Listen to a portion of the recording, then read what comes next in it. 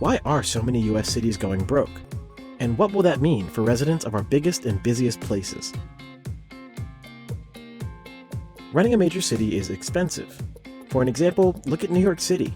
With over 8 million residents spread across 5 counties, it has to pay for more than most. It's a dense, diverse place that requires a significant investment in the public realm. Brad Lander is Comptroller of New York, the top accountant for the city. Comptrollers review every financial aspect of city government. In the case of New York, that includes over 1,700 parks, over 200 library branches, 11 acute care public hospitals, 472 subway stations, and about 177,000 affordable housing units. Like many other parts of the US, New York City sells municipal bonds to fund many of these projects. The city's bonds are like your mortgage, for long-term expenditures, something that you're going to use over generally 10, 20, 30 years. You borrow for it. Here's how it works. Investors foot the bill for the city's general obligations. The city promises to pay them back later on with interest. We pay the interest on our bonds, but then we can use those bonds to build schools and invest in our water and sewer infrastructure and subsidize affordable housing. But then we've got to be careful because you don't want to get into too much debt. Some experts believe that cities and state governments in the US are selling bonds to spend more money than they can pay back. In our study, we gave the City of New York an F grade. Sheila Weinberg is the founder and CEO of Truth in Accounting, a nonprofit that says they promote transparency in public accounting.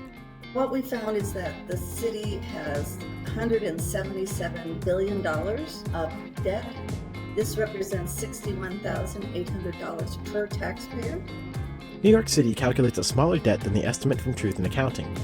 So right now, we've got about $96 billion of debt outstanding. Currently, the way the debt ceiling works, we could borrow up to about $125 billion. So we have $25 to $30 billion of room. The group claims that many so-called sinkhole cities have more bond debt obligations than they're reporting publicly. They focus on underfunded pensions and retiree health benefits that are owed to public employees, but backed by investments in the stock market. We see pension and retiree healthcare debt problems in most major cities. We also find that with the 50 states. As of 2024, U.S. pensions are underfunded by $1.6 trillion, according to researchers at Stanford. They point out that pension contributions are invested in the stock market and paid back to employees for the rest of their lives. Our pension funds are fiscally sound. They're 80% funded, and we have a path to get them to be 100% funded over the next decade or so. If public officials invest funds in stock markets and the bet goes the wrong way, it can make or break a city. For example, retiree payment obligations are part of what sent Detroit into bankruptcy in 2013. In the fallout, Detroit temporarily revised its pension program to limit payouts to former employees. This decision let the city put more money into its reserves. Even though that's an expense that was incurred and they have that debt, it doesn't have to be included in the balanced budget requirement. If I don't pay that invoice, I don't have to include it in my balanced budget. Truth in Accounting points out that cities like Chicago, Philadelphia, Houston, Portland, and Miami all owed more money than they held in assets in fiscal year 2022. That year, stocks sank in the worst year since the Great Recession, before recovering. As a result, cities from coast to coast have had to tamp down on spending to balance their budgets. Mr. Mayor, hi. Yes, how are you? In New York, Mayor Eric Adams entered 2024 with a $7 billion budget gap, largely attributed to an increase in asylum seekers and migrants arriving in the city. He proceeded with spending cuts dubbed PEG, a program to eliminate the gap. These actions, along with an unexpectedly strong economy, help balance fiscal year 25.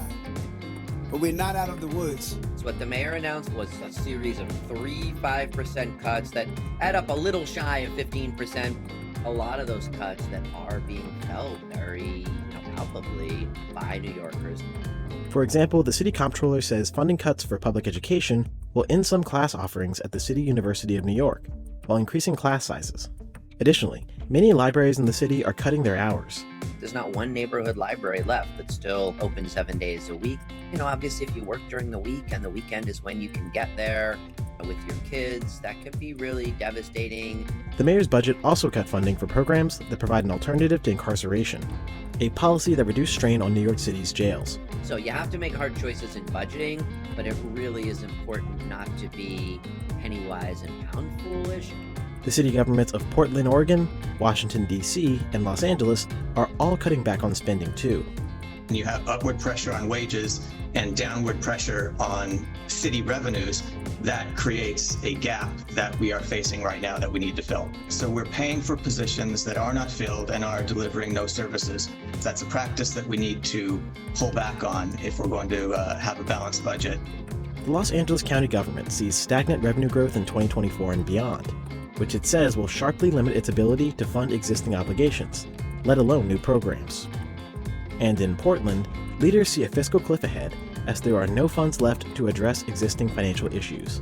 The demand for resources continues to surpass availability within the city.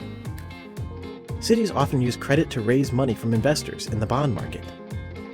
Portland, for example, has a AAA credit rating, which could make it an enticing place to park cash.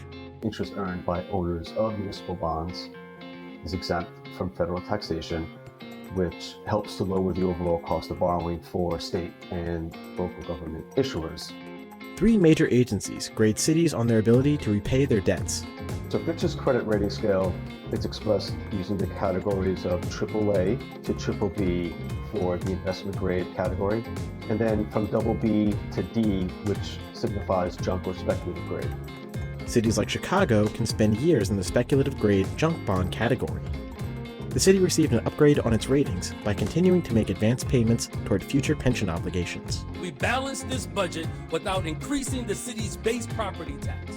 I was elected to end this government's addiction to the regressive taxation that has pushed working families to the brink, and that begins today. I believe this is a big problem throughout the country. The voters think, oh, they must be living within their means, and they're not. But if you can go ahead and use budgeting gimmicks and not have to raise taxes, but still provide a large amount of services and benefits, that's obviously beneficial to elected officials. Other factors like climate change could be making public administration more expensive. We've started in our own bond underwriting to reflect on the city's climate risk and try to be clear and transparent about it. If we're going to have coastal resiliency for protection against storms and hurricanes, that's the new normal amidst climate change, and we do need to make investments. The leaders of cities can sometimes rely on the federal government to bail them out, especially when crises hit. I think during the pandemic, there was, of course, very real anxiety about whether the model that is New York City would continue to work. New York City received an estimated $28.6 billion in federal grants during the pandemic from a wide variety of programs. That money, even though they're claiming that those direct federal dollars went for COVID relief, that allowed them to use other money for additional spending. Kind of was a bailout for these cities and states. Tax revenues are projected to decline in New York City in fiscal year 2024, something that's happened only 3 times in the past 4 decades. There's real urgency, and I think people are not really appreciating that. The city could find new revenue using old tools. Take, for example, property taxes. The average American will pay over $165,000 in property taxes over the course of their lifetimes. The rates are highest in states near the largest cities, including Metro New York, Greater Boston, and Chicago. In lieu of tax hikes, the city could raise its debt limit, as proposed by New York State's leaders to address ongoing capital needs. We project the city could hit that ceiling by about 2029, 4 or 5 years from now. To the extent that they can issue debt to finance a portion of their capital plan, that could mean unsafe school conditions, overcrowding. Certainly roads, infrastructure, bridges, tunnels are all part of the capital plan, and so there's risk associated with an inability to issue debt. The state and local governments have balanced budget requirements so they don't get unsustainable debt. I think that almost these requirements give people a false sense of security because the elected officials say year after year that the budget's balanced when they're using budgeting and accounting gimmicks to truly not balance the budget.